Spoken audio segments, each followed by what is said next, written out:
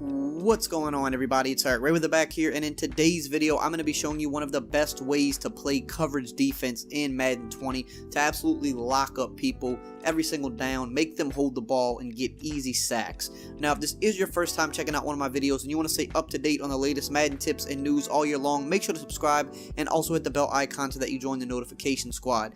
Also, if you are interested in the membership below, I do offer exclusive members-only videos including extra tips, playbook breakdowns, and more. So today we're going to get into one of the best ways to play defense this year, especially if you're a person that doesn't like to blitz too much, you want to play bend don't break. I got the perfect thing for you. Now, recently I showed the nickel 3-3-5 cover 3 cloud defense, which is a really good zone coverage. I think it's the best zone coverage in the game, and even if you don't want to use it out of nickel 3-3-5, right, you could use it out of the big dime formation, you can use it out of dollar, you can use it out of whatever you want to, right? But you need another good mix-in with this, and what we're going to show today is the cover 1. Now, this is a cover 1 robber press. Sometimes it'll just be called cover 1. It doesn't really matter what formation you use it out of. If you want to use it out of 3-4 odd, cover 1 robber, you can use this same tactic out of any type of formation. But what I'm going to show is the 3-3-5 just because it goes hand in hand with the cover 3 cloud that I already showed. I think using it out of like nickel formations, like whether it be nickel normal, nickel 3-3-5, or dollar, or like big dime 1-4-6, I think those are the best to use out of because you get a little bit extra speed on the field with cornerbacks and things like that. If you want to do it out of 3-4, you can, but I just think it's better when you're playing man. You want, the faster guys on the field. And this is pass defense. This isn't meant to stop the run. This is meant for people that like to pass or when they're in must-pass situations. So we're going to pick the cover 1 robber press. Now, there's a couple ways you can kind of set this up, but the main premise is you want to put 2 purple zones on each outside of the field because you're pretty much trying to lock down what they can do to beat you in a man defense, which is, slants, maybe crossing routes, a post that's going to maybe cross over the middle. You want to make sure going to each sideline you have that protected, and then what you want to do is manually guard the middle of the field yourself. So the first thing you want to do is take the guy on the left here, Derwin James. You want to put him into a purple zone. Now, depending, like if you're wearing dollar, this would be one of the linebackers as well. If you're wearing nickel, it would probably be one of the linebackers. There's always going to be like an extra guy. You want to just rush 3. So there's always going to be like an extra guy. He could be on the defensive line, depending. Like if you're a nickel normal, it would be somebody on the D line that you'd want to drop back. But most formations, like something like a 3-5 or a dollar, it'll actually be a linebacker. So Derwin James is subbed in at linebacker here. We're going to put him in a purple zone by pressing A or X and then right on the left stick. You see he goes into a curl flat. Then we're going to take the strong safety, same thing, A or X, right on the left joystick. He's in a curl flat. And now you have everybody manned up, and then you want to use the deep free safety. So your job is to kind of get aggressive over the middle. Anything that you see that could be coming open, you want to sit on it and kind of pass it off, because this is the only real area of the field where something can immediately beat you quick. And then by the time it crosses past you, then that's when the purple zones on either side will help to pick that up for you. And worst case, maybe they complete something, but it's going to be limited yards, right? So we're going to go ahead and run the play here and kind of just show you what I mean. So I'm sitting over the middle with Adderley, just trying to watch over the middle, and then look how quick Bosa comes in. That's why, just like when I talked about the cover 3 cloud, you want to use a team that has at least one superstar pass rusher. If you're an ultimate team, you probably already have a superstar pass rusher on your team because you know how good it is, because you just need to hold up very briefly. Now, you're not going to get this quick of a pass rush every single time, we know that, but it's going to happen often enough, and that's really what you want to do. Sack somebody one time, get them behind the chains. You can see nothing's immediately open. The only thing that looks like it's coming open is the corner, but what you don't realize is by the time you actually throw this, he's going to be bracketed between both of these defenders, and that's going to be a very risky throw. But everything else you could see is covered on the field. So I'm going to actually go ahead and I'm going to throw the corner out this time just to show you. So again, we're going to put both of these guys in the purples. We would normally use her with this guy, but I'm going to go on the offensive side of the ball right now just to show you. And especially like if you have good man defenders, it's hard to beat them with a lot of these routes. So you see we throw this, and again, it looked like it's open, it looks good, but when you throw it, it actually should have wound up being picked off. So that's kind of how you want to play when you go man defense this year. You could do 2-man under too, like 2-man under works well, but I like this style of defense because I find it really makes people hold the ball, especially when you're mixing in that cover 3 cloud. They really are like not sure what to do, and you just want to kind of bounce around, sit around over the middle, and again, look how quick Joey Bosa eventually gets to the quarterback. Now that's one way you can do it. Another thing you could do if you want to like leave this hook zone on the field, So instead, you could take the outside linebacker on the left, put him in a hook, or in a curl flat, and then you could take the middle linebacker that's actually manned up on the running back, and you could put him into the curl flat. Now, yes, you're leaving the running back open, but this guy is shooting to the part of the field where the running back would be going, because most of the time, if the running back's going out on the route, he's going to the flat like 90% of the time. So you might pick up minimal yards in the flat, but you're not really giving up a whole lot. So let me show you what I mean here. Like, we might be able to get some yards here with Devontae Freeman, but you're not going to get that much. You click on, you come down, make a hit stick. He got 4 yards, and that's what you're willing to give up. But especially if you are in those must-pass situations, a 3rd and long, you know, a 4th and 10 or something like that, most people are going to leave the running back in the block, or they're not looking to hit a flat route because that's just a little too risky.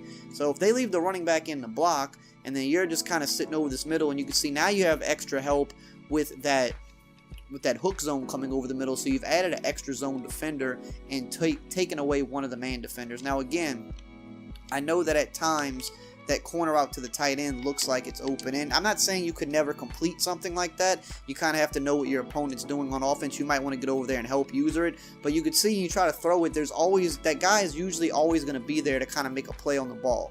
So even though it looks like it's more open than it is, it's not always the case. So those are a couple ways you could do it. Well, let me show you why this is important to have these curl flats. So we're going to put the curl flats on the outside. I'm going to take this guy here that's manned up on Ridley, and I'm actually just going to drop him back into a zone because I want to show you what happens.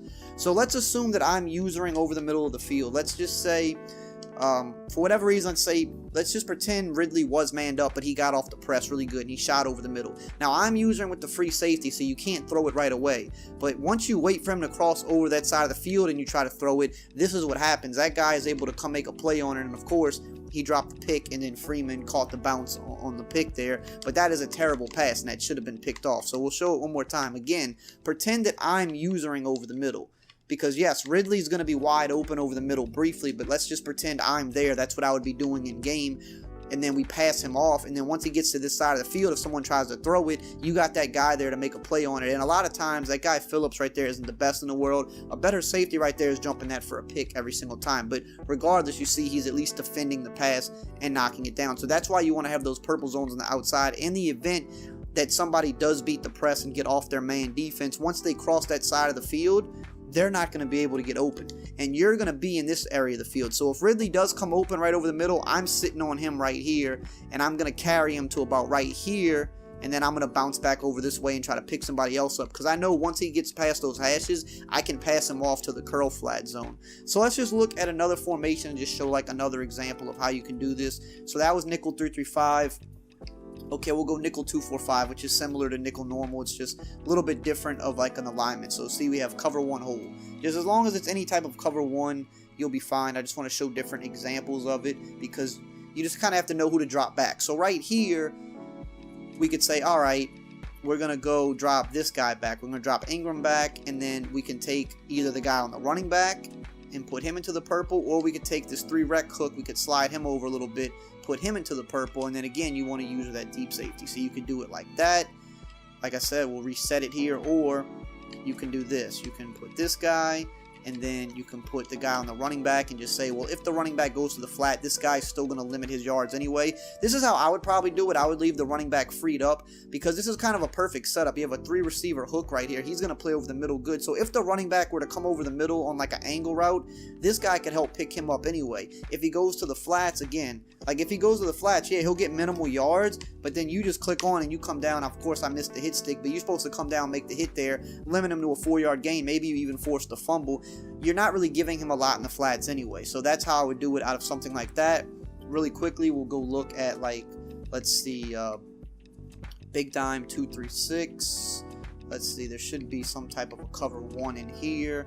Okay, cover 1, robber show 2. So this is kind of similar to like your dollar defenses and stuff as well. They're just slightly different alignments. So, well, this one, the other one's a little bit closer to dollar. The 2-3-6 will, but kind of a similar thing here. We'll take this guy, put him in the purple. We could take this guy over here, put him into the purple.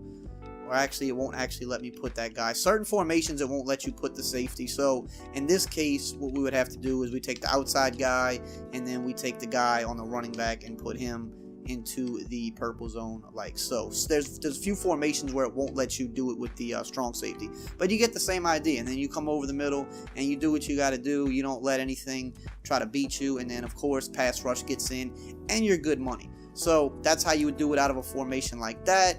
And lastly, we'll just show like 3-4 odd, because 3-4 odd is a very popular style. So here we'll go cover one hole.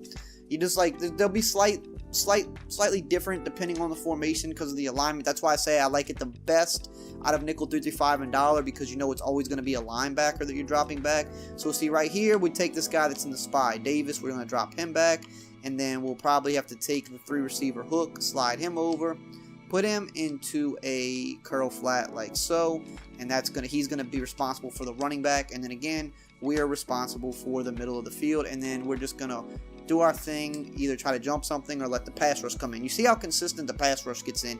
You must have a superstar pass rusher for these types of defenses to work at their biggest potential. Otherwise, they're going to have a little bit more time to let something get open. But as you can see, when you have man plus purple zones on the outside plus you sitting in the middle, it's going to be a problem for a lot of people. And you don't have to press with the defense. You could press if you want. I typically don't press because I don't want to get beat over the top. I just let my guys go to work, and then I just sit over the middle. And you can see when you mix that in, especially with the cover 3 cloud, which I'll have linked below, that can be a problem for people on offense here. I've had a lot of success with it. I've seen other people have success with it. So I think it's something you're going to want to implement into your game plan as well. I hope you enjoyed today's video and found it helpful. If you did, as always, you know the drill. Just like, comment, subscribe, and I will see you guys next time.